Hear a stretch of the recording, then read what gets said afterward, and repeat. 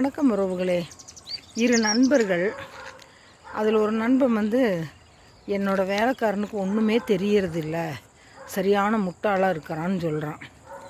அதுக்கு இவன் என்ன சொல்கிறான், எங்கிட்ட இருக்கிறவன் அதுக்கு மேலே முட்டாளாக இருக்கிறாங்கிறான். சரி, நம்ம சோதிச்சு பார்க்கலான்னு சொல்லிவிட்டு ஒரு 10 ரூபாய் பேக்கெட்லேருந்து எடுத்து, ராமசாமி இங்கே வா, போய் கடையில் போய் ஆடிக்கார் வாங்கிட்டு வா அப்படின்னு சொல்கிறான்.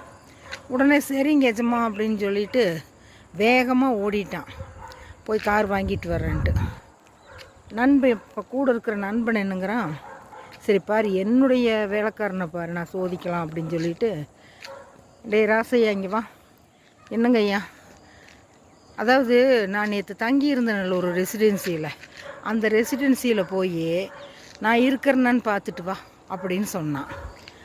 உடனே சரிங்க முதலாளின்னு சொல்லிட்டு இவனை ஓடிட்டான். 2 பேரும் ஒரு இடத்துல சந்திக்கிறாங்க, 2 வேலைக்காரனுங்களும் சந்திச்சுட்டு, பார்த்தியா என்னோட முதலாளிக்கு எத்தனை அறிவுன்னு பார்த்தியா, இன்றைக்கி ஞாயிற்றுக்கிழமை ஆடிக்கார் வாங்கிட்டுவான்னு சொல்லி அனுப்பிச்சி விட்றாருன்னு சொன்னானாம்மா.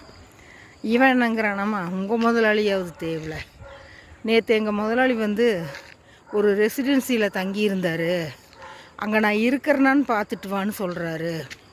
25 கிலோமீட்டர் நான் பார்க்குறக்கு இவர் ஃபோன்லேயே விசாரிச்சிருக்கலாமல்ல, ரெசிடென்சிக்கு ஃபோன் பண்ணி நான் அங்கே இருக்கிறேன் நான் அப்படின்னு அவன் சொல்கிறான்.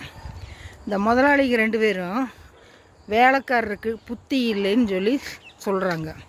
வேலைக்காரர் என்ன சொல்கிறாங்கன்னா, முதலாளிக்கு யோசிக்கவே இல்லை, அவங்களுக்கு அறிவு கம்மிங்கிற மாதிரி அவங்க சொல்கிறாங்க. உங்களுக்கு பிடிச்சிருந்தால் லைக் பண்ணுங்கள், ஷேர் பண்ணுங்கள், சப்ஸ்கிரைப் பண்ணுங்கள், பெல் பட்டன் அமுத்துங்க. இந்த நாள் எல்லோருக்கும் இனிய நாளாக அமையட்டும். தேங்க்யூ.